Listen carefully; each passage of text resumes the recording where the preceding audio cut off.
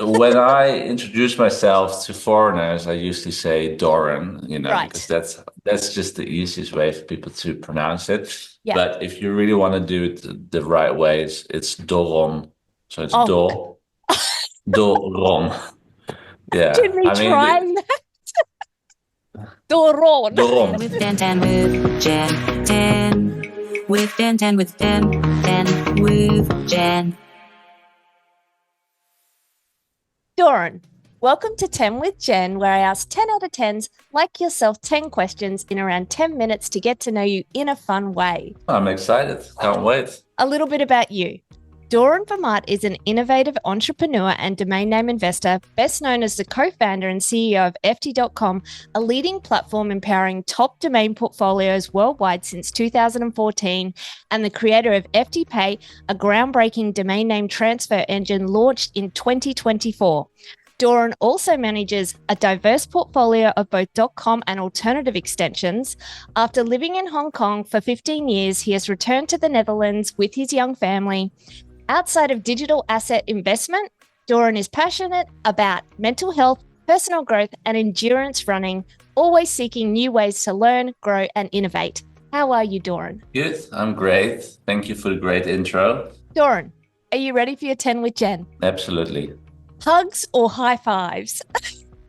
I'd go for hugs. Yeah, for sure. And I guess it depends on the person. If there were no limits, what's your ultimate dream for FD and where do you envision it by 2030? Wow, great question. If there were no limits,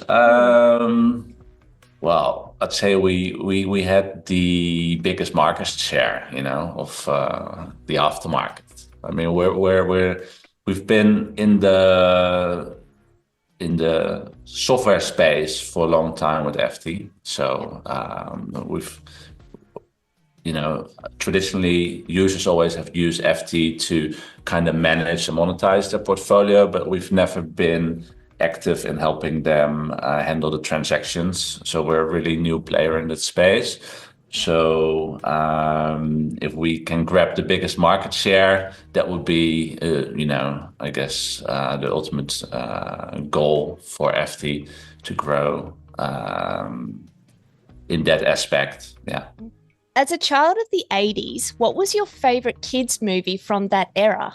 That's interesting because when I grew up, my parents wouldn't really allow me to watch a lot of TV, which Really? was terrible. We had a television at home, but it was usually on top of a wardrobe, and only when Wow. something really important came on the telly, my parents would took it down and we would watch it. But as a result, I quite often came into school and the kids were talking about a movie that used to be in the cinema or on the TV the night before, and I wasn't really able to join that conversation that much. But of course, we would still see some movies while visiting friends. And so I would always go to the neighbors, to play computer games and Yeah. watch movies. But if I have to pick one, of course, I've still seen many. I think there's this movie called Willow. Not sure if you've Yes. heard about it, but it's Oh, come on. Yes. I think that's a true 80s movie. Yeah. Yeah. That is the first one that comes up. I loved that as a kid, and I still think it's a great movie. Yeah. I love that movie. Like I still it's one of my favorites. So you just went Right. up in my book, Dawn. What in your eyes makes a house a home? Toys, laughter, pets. I mean, I love animals, so Yeah. a dog Yeah. walking around, or if you're a cat person, then, Yeah. a cat perhaps. I think that's really what makes a home a home. And of course, the smell of freshly cooked meals. My wife is always in the kitchen, so, we're quite blessed in the sense that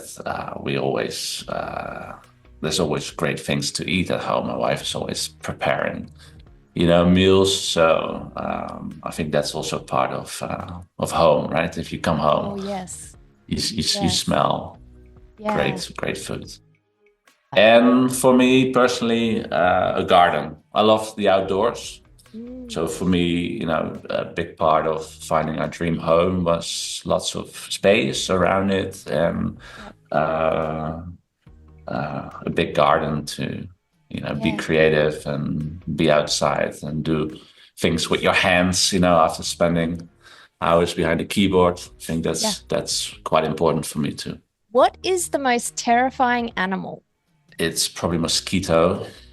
Ooh. The mosquito that I Yeah. really dislike. I'm not terrified of them.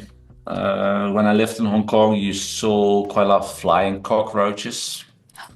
Oh, Well, I think all cockroaches can fly. Somebody think told so. me, but in Yeah. Hong Kong they were very big, and you would even encounter them just if you would go out at night to some of the pubs and the bars. They would sometimes just kind of like fly off the walls and stuff. It's just they were terrifying.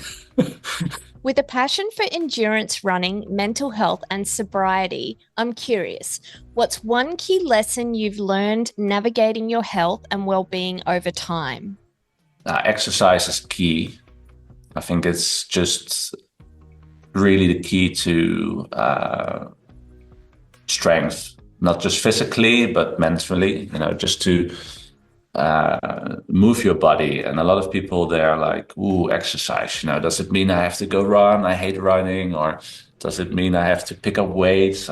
That's not my thing. But exercise can be anything, it can be walking a dog. It can be ice skating, it can be dancing. It can be anything. Just, don't sit still.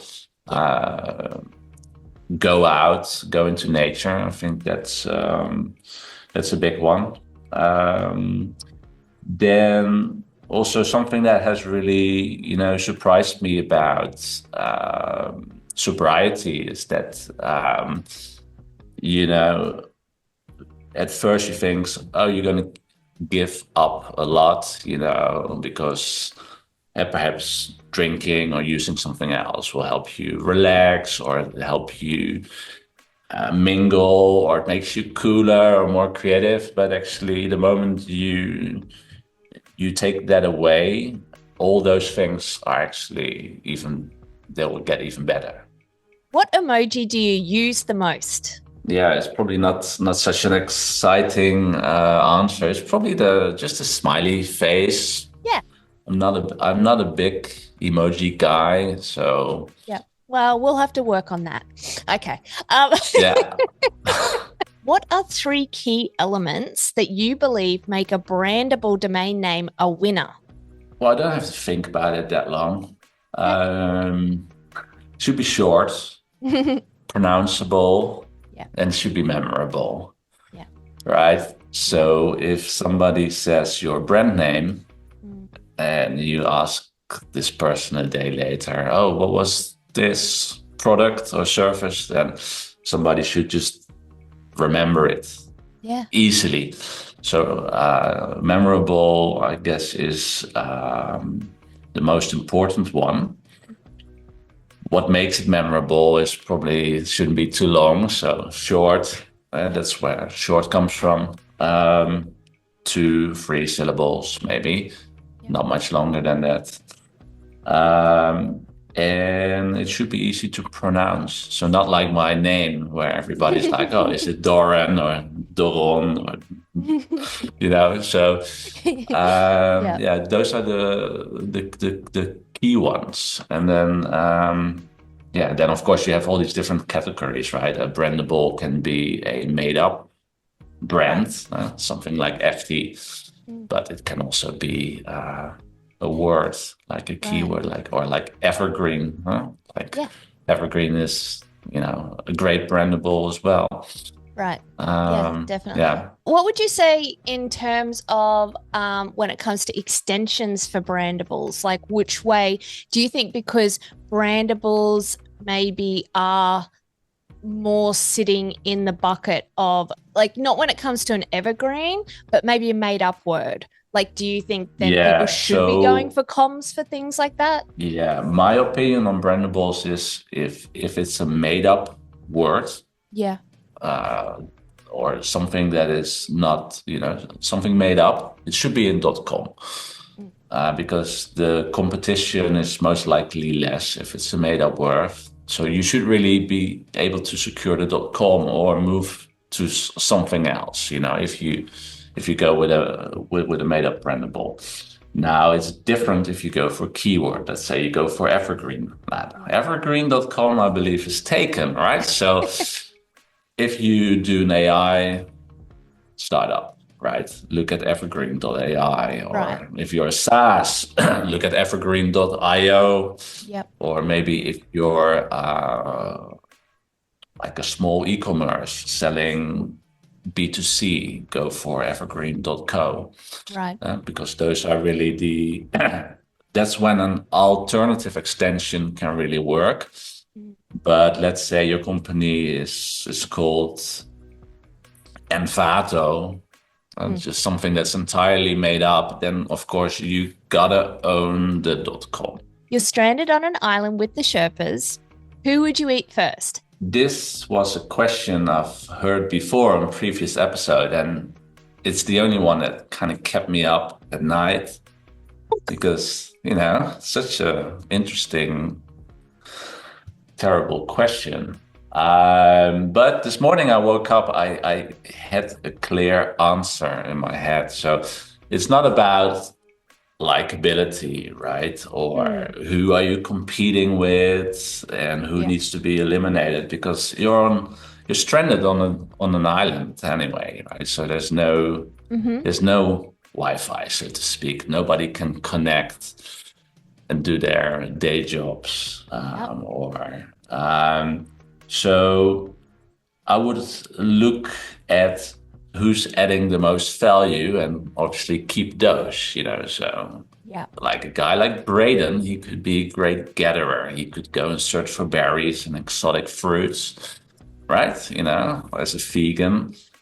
Like JT is big and strong, he can hunt, he can shake trees for coconuts, stuff like that. Shane can run, he can probably hunt down some animals.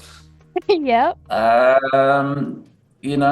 So the only one who I think is completely useless on a deserted island is Drew Rosner. I think he would be completely out of his comfort zone.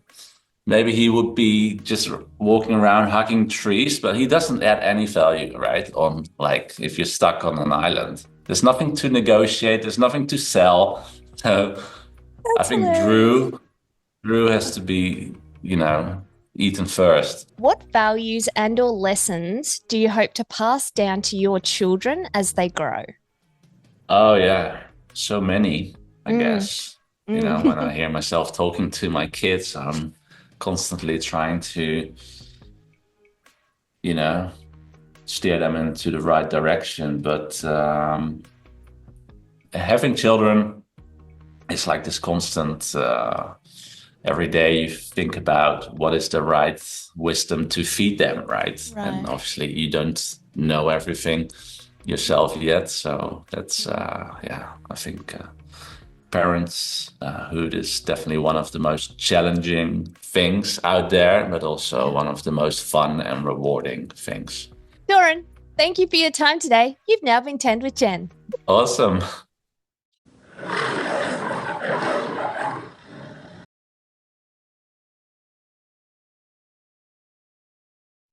Yeah, there's this fantasy movie when he's flying on this huge fluffy animal. The Never-Ending Story? Right, Never-Ending Story. That's one of my favorites too. That's probably, if I think about it more, it's one I saw as a kid quite a few times. I think that must be really high up there for me. Yes. Yeah.